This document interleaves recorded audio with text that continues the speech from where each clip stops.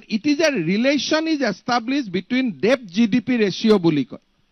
গতিকে আমাৰ যিসকলে লিখে এফালে লিখি গৈ থাকে, যিমানে মানুহজন ধনী হ'ব, আপুনি যেতিয়া 5,000 টকা দৰমহা পাইছিল বেংকে আপোনাক 500 লোন দিব। যেতিয়া আপোনাৰ দৰমহা 50,000 হ'ব বেংকে আপোনাক লোনৰ সংখ্যাটো বঢ়াই যাব। গতিকে আমাৰ পকেটখন কিমান বাঢ়িছে সেই কথাটো বিৰোধীয়ে নকয়। And will be a million economy by 2028। 10 lakh crore টকা অসমৰ ডমেষ্টিক উৎপাদন হ'ব। তেতিয়ালে মই তাৰ কিমান লোন ল'ব পাৰিম? 32%। তাৰমানে অসমৰ টোটেল লোন 3,20,000 কোটি টকালৈকে যাব পাৰিব। So percentage is maintain, not the quantum. পৰিশোধ কৰিব, কাৰণ আপুনি যেতিয়া আপোনাৰ জেপলৈকে যেতিয়া ইনকাম আহিছে আপুনি পৰিশোধো কৰিব। এই বছৰটোত মই তৰুণ গগৈ চৰকাৰে লোৱা গোটেই লোন মাৰি দিলো। 2014 চনলৈকে তেখেতৰ চৰকাৰৰ দিনত লোৱা পাই পইচা মই ঘূৰাই দিলো। তা বিৰোধীয়েতো মোক সেইটো কোৱা নাই যে তৰুণ গগৈ চৰকাৰ লোৱা লোনো হিমন্ত বিশ্ব শৰ্মাই ঘূৰাই দিলে। অসমক আমি ডেট ফ্ৰী কৰি দিলো আপ টু 2014।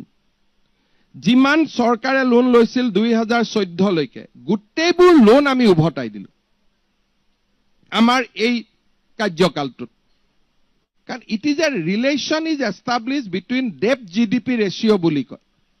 গতিকে আমাৰ যিসকলে লিখে এফালে লিখি গৈ থাকে, যিমানে মানুহজন ধনী হ'ব, আপুনি যেতিয়া 5,000 টকা দৰমহা পাইছিল বেংকে আপোনাক 500 লোন দিব। যেতিয়া আপোনাৰ দৰমহা 50,000 হ'ব বেংকে আপোনাক লোনৰ সংখ্যাটো বঢ়াই যাব। গতিকে আমাৰ পকেটখন কিমান বাঢ়িছে সেই কথাটো বিৰোধীয়ে নকয়। And will be a million economy by 2028। 10 lakh crore টকা অসমৰ ডমেষ্টিক উৎপাদন হ'ব। তেতিয়ালে মই তাৰ কিমান লোন ল'ব পাৰিম? 32%। তাৰমানে অসমৰ টোটেল লোন 3,20,000 কোটি টকালৈকে যাব পাৰিব। So percentage is maintain, not the quantum. পৰিশোধ কৰিব, কাৰণ আপুনি যেতিয়া আপোনাৰ জেপলৈকে যেতিয়া ইনকাম আহিছে আপুনি পৰিশোধো কৰিব। এই বছৰটোত মই তৰুণ গগৈ চৰকাৰে লোৱা গোটেই লোন মাৰি দিলো।